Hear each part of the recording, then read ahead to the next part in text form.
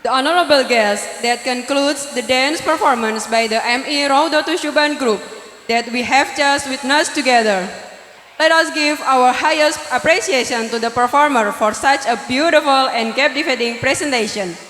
May this performance bring added joy and inspiration to us all.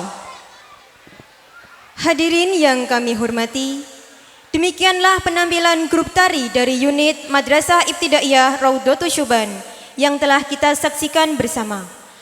Marilah kita berikan apresiasi yang setinggi-tingginya kepada para penampil atas persembahan yang begitu indah dan memukau. Semoga penampilan tersebut dapat menambah semangat dan kebahagiaan bagi kita semua. Acara selanjutnya yaitu sambutan dari Bapak Pengawas Madrasah dari Kantor Kementerian Agama Kabupaten Pati. Kepada Bapak Dr. Andes Sarmidi MPD kami persilakan. Assalamualaikum warahmatullahi wabarakatuh. Alhamdulillahilladzi hadana li hada wa ma kunna linahtadiya laula an hadanallah. Asyhadu an la ilaha illallah wa asyhadu anna Muhammadan abduhu wa rasuluh. Allahumma shalli ala sayyidina Muhammad wa ala ali sayyidina Muhammad amma ba'du. Qadratul muhtaramin sagunging para alim, para sepuh, bini sepuh, sahaji sepuh, langkung-langkung dumatengenipun panjenenganipun Bapak Dr. Qasin Hasan SPOT ingkang dahat pinundi-pundi, para pengemban-pengembating pangarso Madrasah Aliyah, Madrasah Sanawiyah, Madrasah Ibtidaiyah RA Miwah, kelompok belajar, monggo ingkang dados pandam-panduming para kawula tasih ingkang patut tinulat sinudarsana para siswa, para dwija gangsal lembaga pendidikan ingkang dahat kinurmatan, para tiyang sepuh wali murid sedaya kemawon ingkang boten saged kula piji setunggal mbaka setunggal ingkang manggih suka basuki,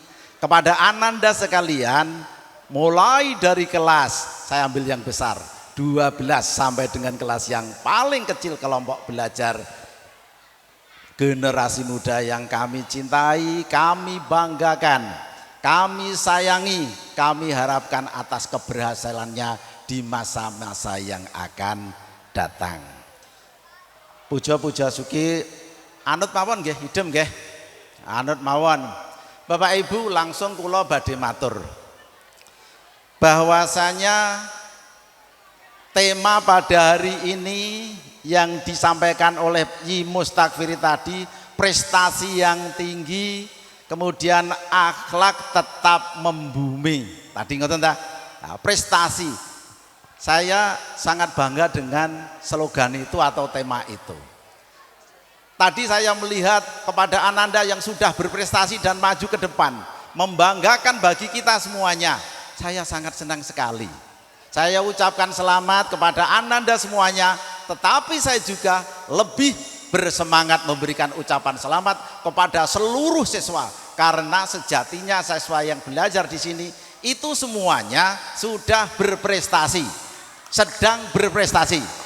Kalau kita melihat definisi yang namanya unggul, berprestasi, itu adalah adanya kegiatan di madrasah ini berusaha untuk menggali seluruh potensi yang ada pada diri peserta didik semuanya. Yang barusan tampil itu berprestasi, itu berprestasi, dan pengalaman yang sudah-sudah.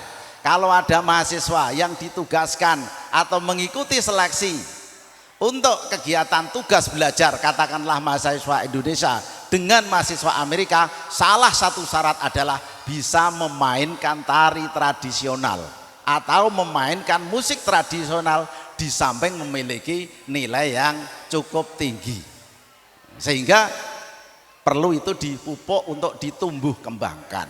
Kepada ananda saya ucapkan terima kasih. Saya mengatakan matur kepada panjenengan tadi, semuanya berprestasi, datang tidak terlambat Bapak Ibu, di setiap hari masuk itu juga berprestasi. membersihkan ruangan kelas tanpa disuruh oleh guru, itu berprestasi. Kemudian patuh pada aturan, itu berprestasi. Jadi semua ananda yang ada di sini itu sudah digodok oleh Bapak Ibu guru menjadi siswa yang berprestasi atau menjadi siswa yang unggul. Inilah ejawantahan atau terjemahan dari kata-kata prestasi tetap tinggi. Nah, gitu. Kemudian perlu dikebumikan karena memang itu bisa dilaksanakan di madrasah, di keluarga atau di rumah maupun dilaksanakan di masyarakat. Jadi tetap membumi. Saya suka dengan slogan itu, Yimus. Terima kasih. Yang berikutnya saya matur kepada panjenengan. Di tahun 2025 ini sudah dicanangkan dan sudah dilaksanakan wajib belajar 13 tahun. Sudah Bapak Ibu. Nah kalau kita runut, apakah wajib belajar itu dilaksanakan yang dulu-dulunya Pak? Ya dilaksanakan. Jadi ketika tahun 1955 sudah dicanangkan wajib belajar pendidikan dasar SD dan madrasah ibtidaiyah. Hanya pada waktu itu dilaksanakan sebagai di SD di madrasah ibtidaiyah di 134 kota di seluruh kabupaten, di seluruh wilayah Indonesia ini. Hanya contoh, hanya sampel. Kemudian dilaksanakan juga pada tahun 1984 wajib belajar 6 tahun ke seluruh siswa di Indonesia. Juga dilaksanakan wajib belajar pada tahun 1994 untuk pendidikan dasar 9 tahun. Dilanjutkan di tahun 2015 wajib belajar 12 tahun. Zaman Iran ini merupakan program dari nawacitanya Pak Presiden Pak Jokowi waktu itu. Di tahun 2025 dicanangkan wajib belajar 13 tahun.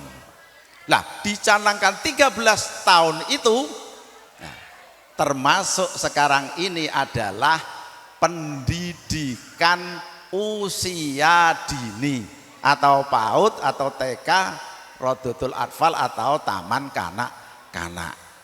Ini dicanangkan Bapak Ibu. Oleh sebab itu kita semuanya kalau punya anak kecil, kita punya cucu, supaya diarahkan untuk mengikuti atau wajib mengikuti pendidikan dasar. Karena ini bagian integral dari kebijakan pemerintah di dalam menerjemahkan Undang-Undang Dasar 1945 pasal 31. Dan wajib belajarnya sampai dengan SLTA. Bapak Ibu, konsekuensi dari wajib belajar itu kita tidak perlu cukup diam, kita tidak cukup diam. Karena kalau kita tidak bergerak, kalau kita tidak mengantisipasi, maka kita yang akan rugi sendiri. Bapak Ibu, kula aturi pirsa kepada panjenengan. Kerja niki sakniki teng toko mawon ngoten niku, Pak. Di toko niku nggih kedah lulusan SLTA sakniki.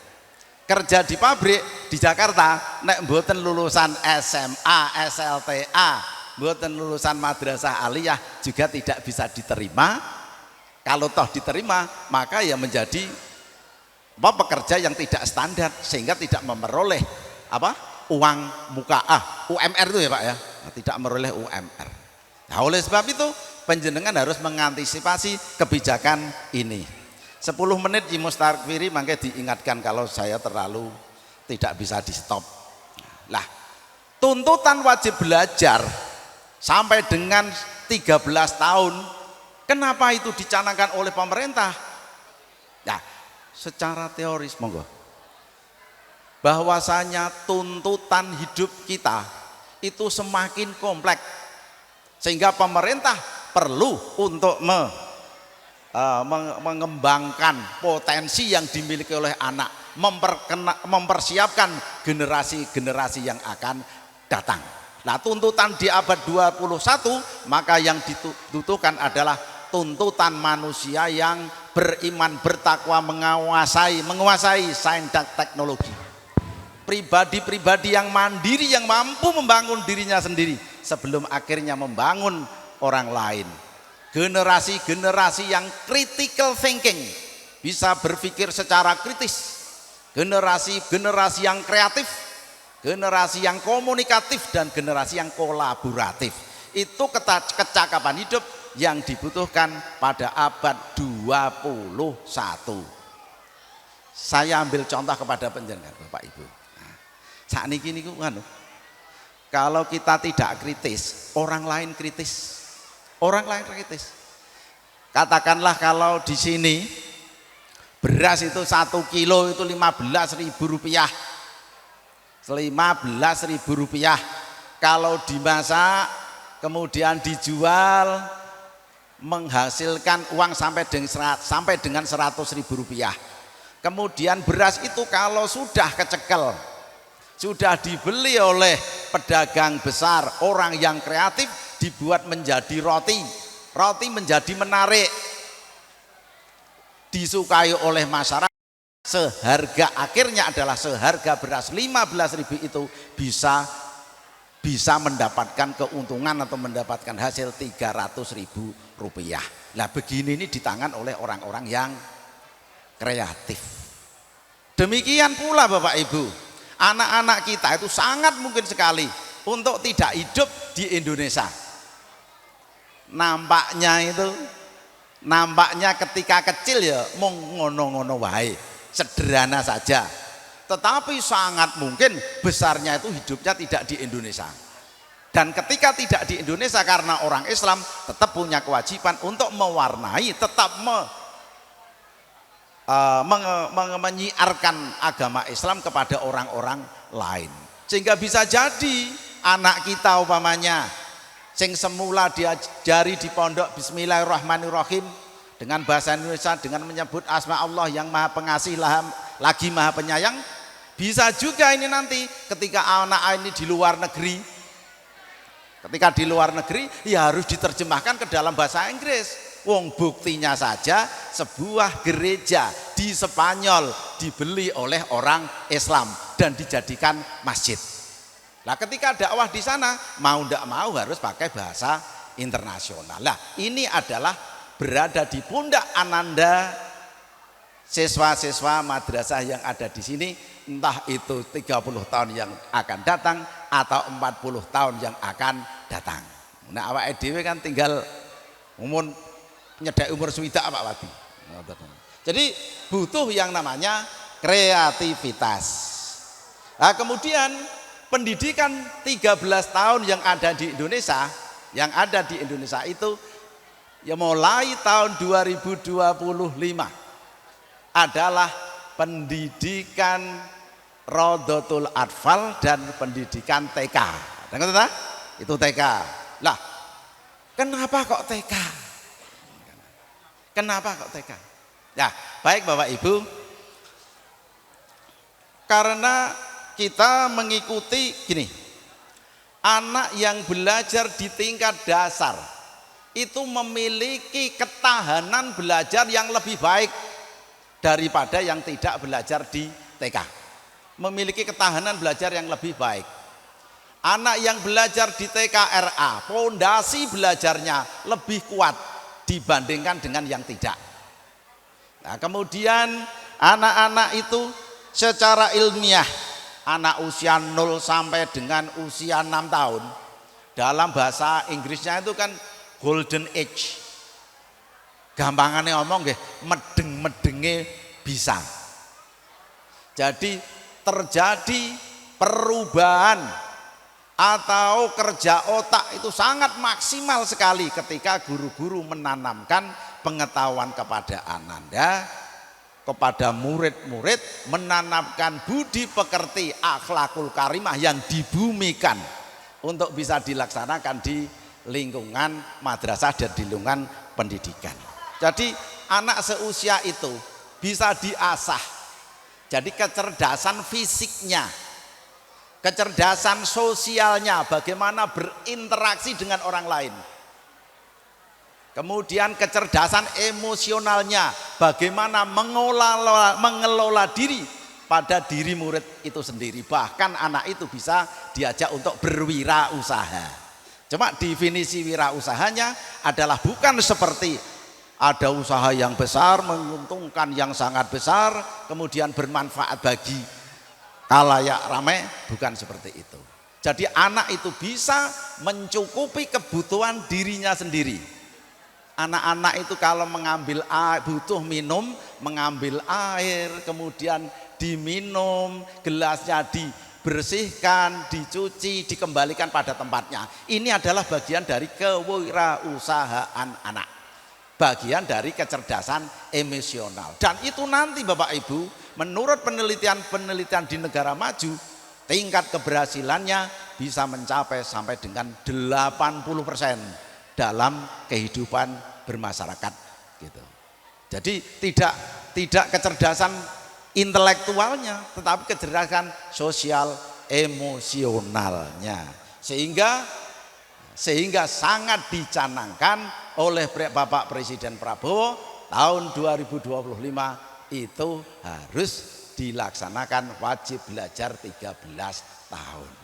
Lah nek sing repot iki rak ngeten to Bapak Ibu. Kalau umpamane alah TK karo ora TK wis padha wae. Itu menurut pikiran kita. Tetapi pikiran administrasi tidak seperti itu Bapak Ibu. Tidak seperti itu. Karena administrasi umpamanya ya mencalonkan diri menjadi perangkat desa. Syarat-syaratnya adalah menyertakan atau melampirkan seluruh ijazah yang dimiliki mulai tingkat dasar sampai dengan ijazah terakhirnya. Terus yang dikumpulkan ijazah SDMI, SMPMTS, ijazah aliyah S1, S2-nya, TK-nya tidak. TK-nya tidak. Berarti kan ada salah satu syarat yang tidak bisa dipenuhi, kata Bapak Ibu. Lah, administrasi itu membacanya seperti itu.